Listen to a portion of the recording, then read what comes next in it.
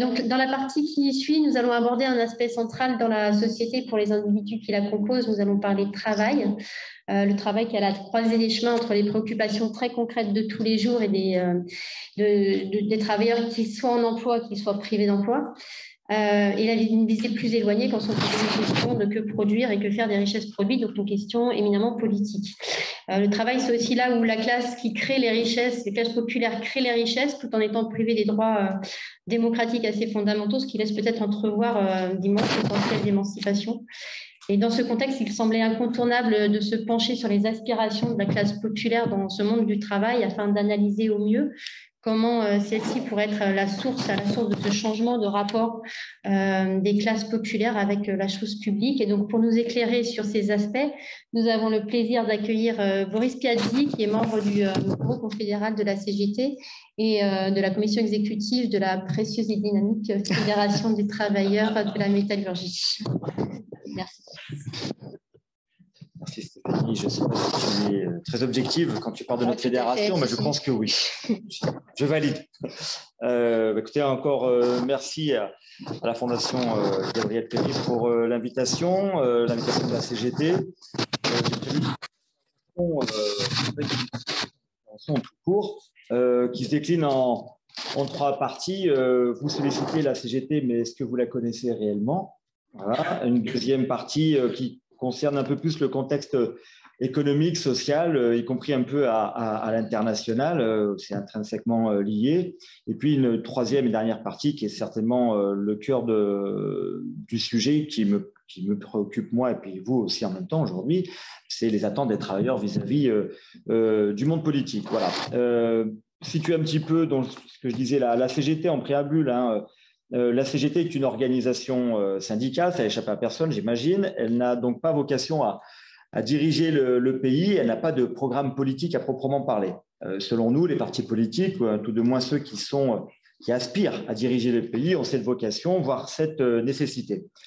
Par contre, la CGT dispose de repères revendicatifs qu'on décline sous forme de fiches, presque une quarantaine, qu'elle actualise. La CGT régulièrement peut tenir compte à la fois des besoins sociaux nouveaux des travailleurs, mais aussi des orientations de la CGT décidées en congrès.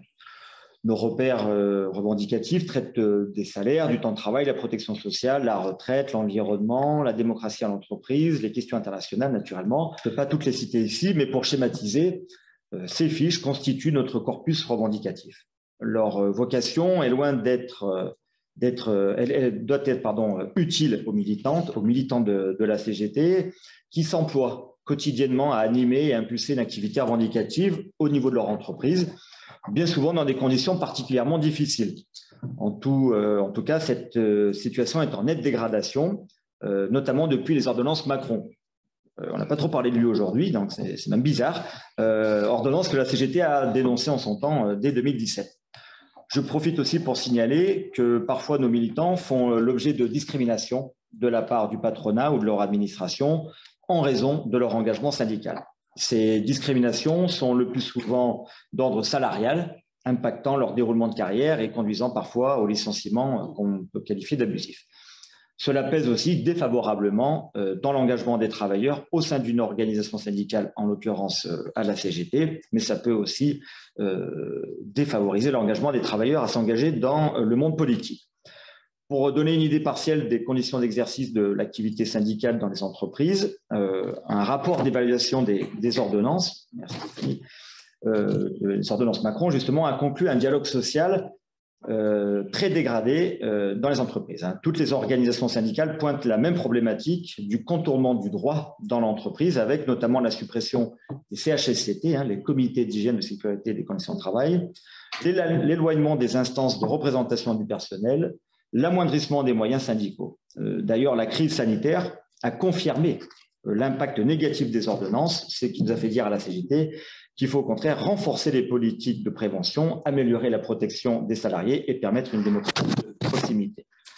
La CGT a travaillé des propositions, elle travaille encore des propositions concrètes, comme ce qu'on a appelé le Code du travail du XXIe siècle, pour justement répondre à ces besoins, améliorer la protection des salariés et simplifier le Code du travail. Il faut, selon nous, revenir donc sur ces fameuses ordonnances, sur la loi travail, sur l'inversion de la hiérarchie des normes, Le monde politique en a la responsabilité et doit le faire sans attendre. Sur ce terrain, la démocratie sociale est extrêmement dégradée et la colère monte. Vous aurez compris, il ne s'agit pas là à proprement parler des attentes du monde du travail, mais cela est intrinsèquement lié et ça me semblait également important de l'évoquer avec vous.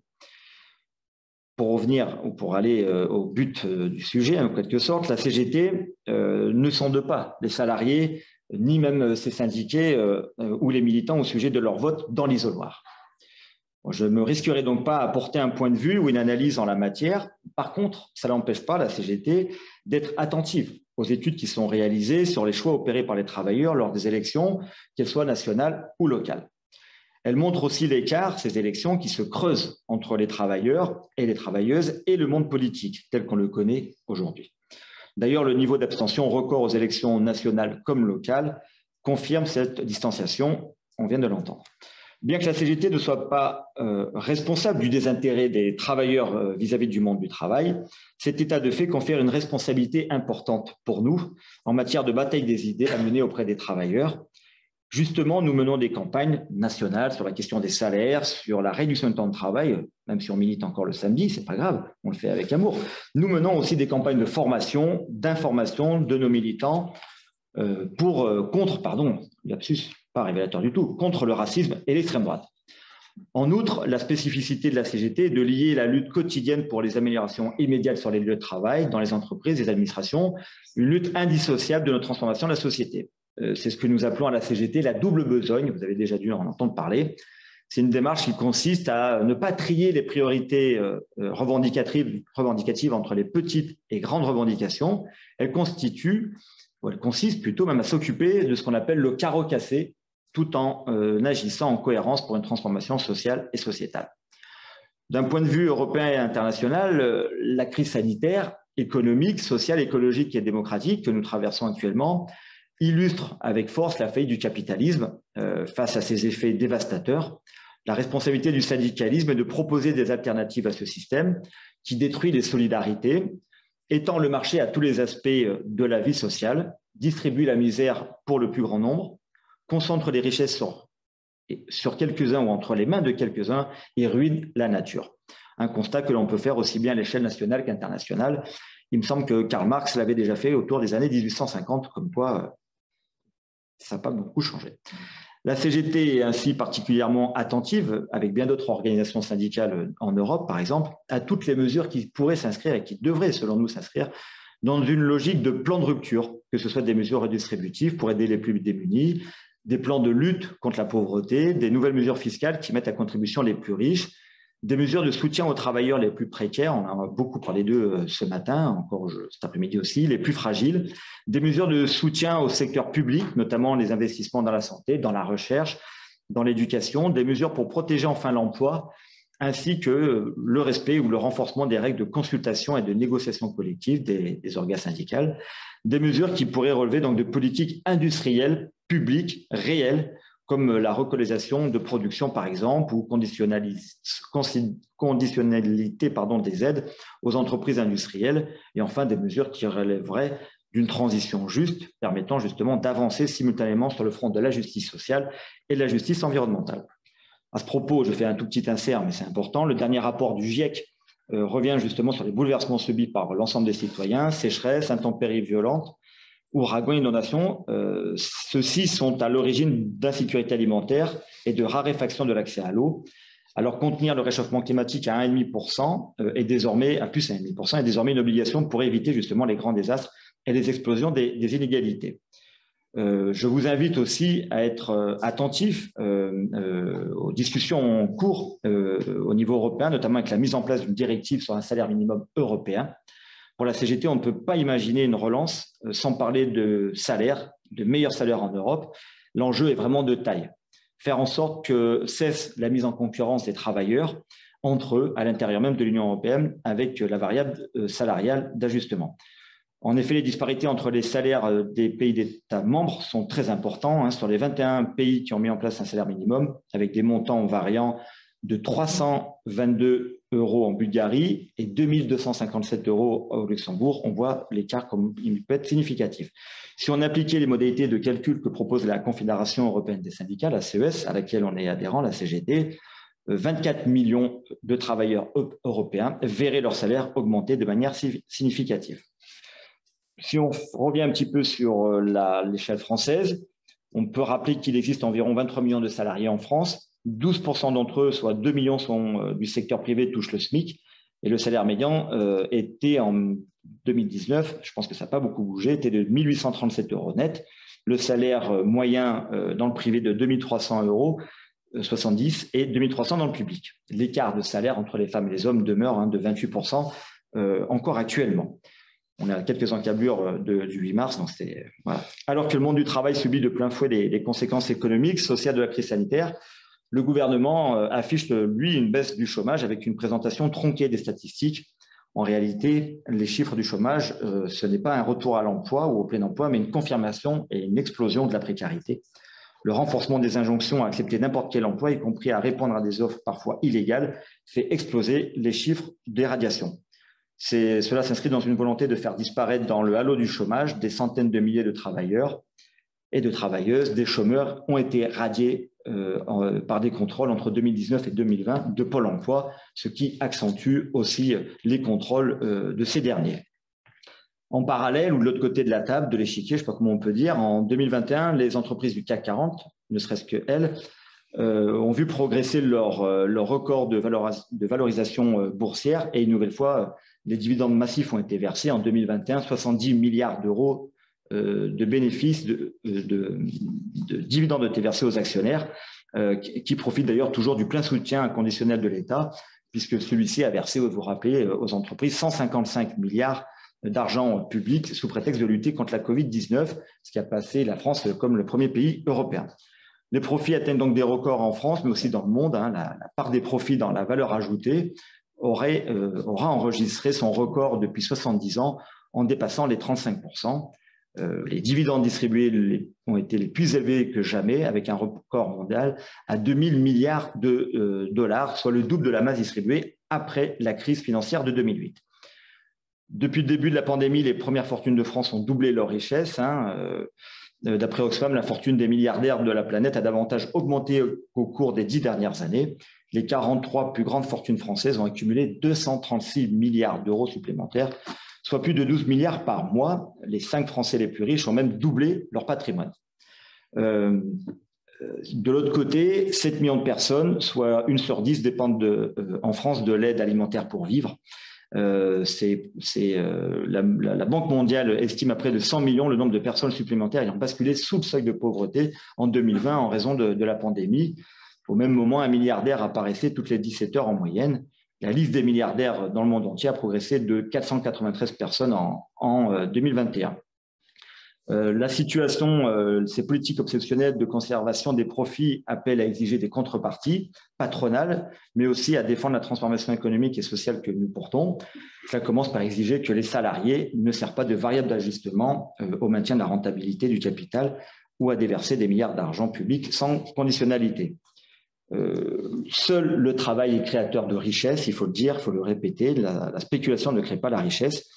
L'opposition entre intérêt de classe et une réalité que peut prendre des nouvelles formes, mais dont la finalité reste toujours la même. Le capitalisme reste inchangé.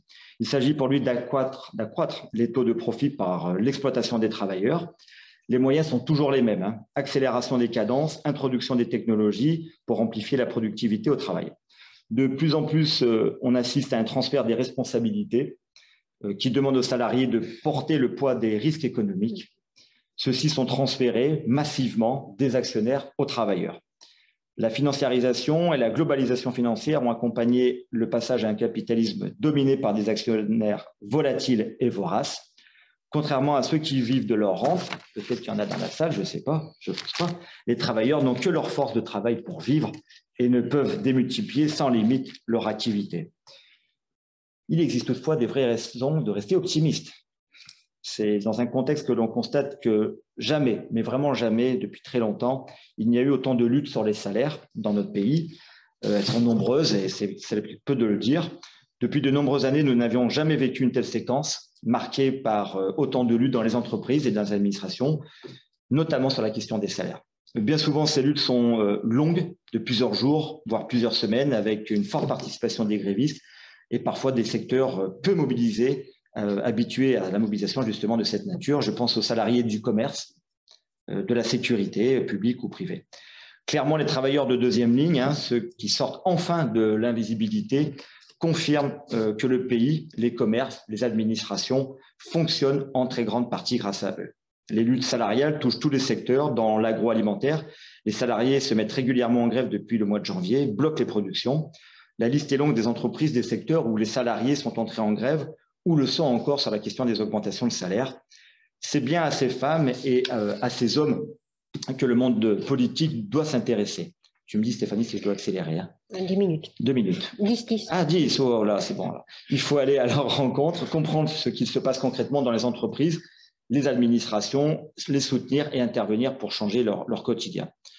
Les travailleurs demandent à ce que les salaires soient augmentés pour obtenir une autre répartition des richesses. Oui, il faut augmenter celui des femmes plus fortement pour résorber durablement l'écart avec celui des hommes, qui demeure encore, comme je l'ai dit tout à l'heure, de plus de 25%.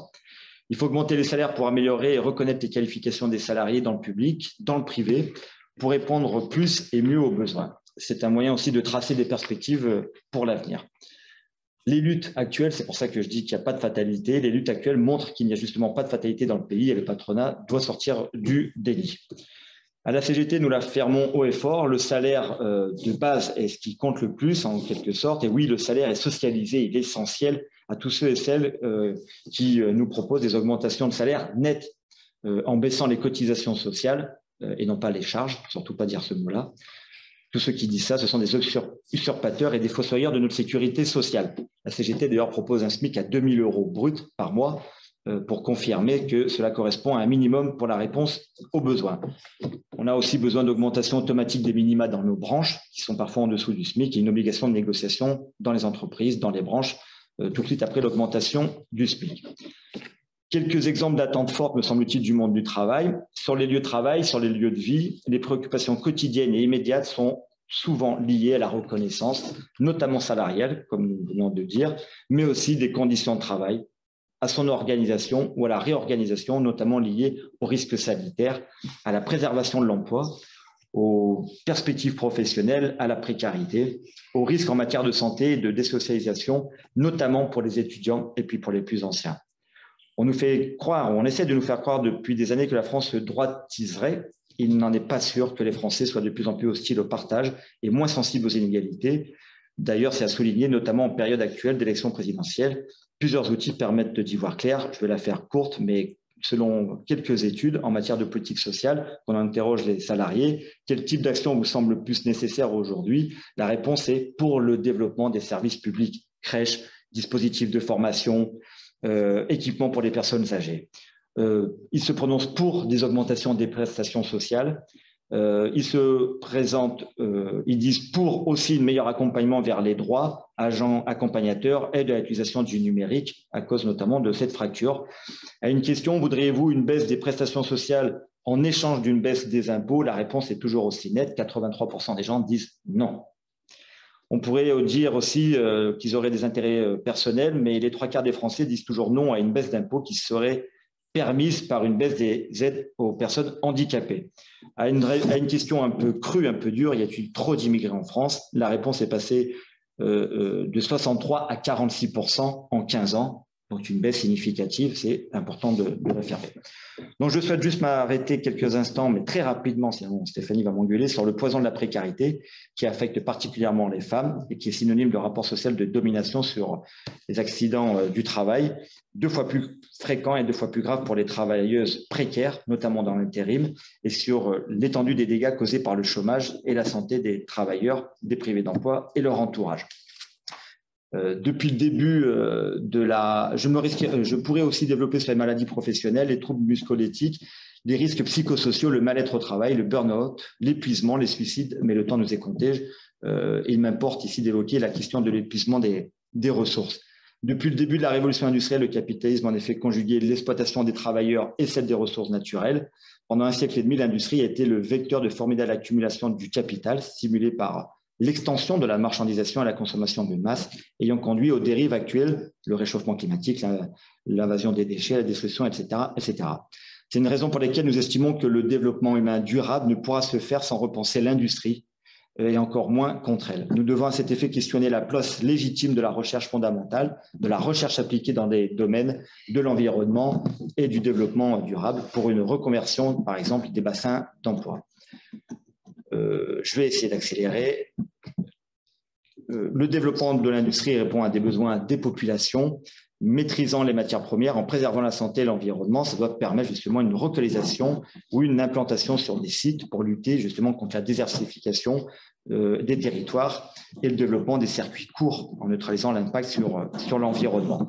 Enfin, le développement des services publics et la fonction publique est une condition émancipatrice humaine de la démocratie, du déploiement et des nécessaires solidarités, mais aussi des coopérations en France et plus largement dans le monde. Il s'agit de permettre l'égalité de traitement et la satisfaction des besoins d'aujourd'hui tels qu'on peut les connaître. Je vais conclure sur une petite finalité. Il nous faut considérer dans l'ensemble du monde du travail, pour agir avec les travailleurs, pour qu'elles et ils prennent toute leur place, afin d'engager un processus de renouveau démocratique en dehors duquel il n'y a pas de progrès social possible. Alors oui, moi je l'affirme, il faut dire que les classes populaires sont à l'écart du politique. Chassons les idées reçues, la société ne se droitise pas.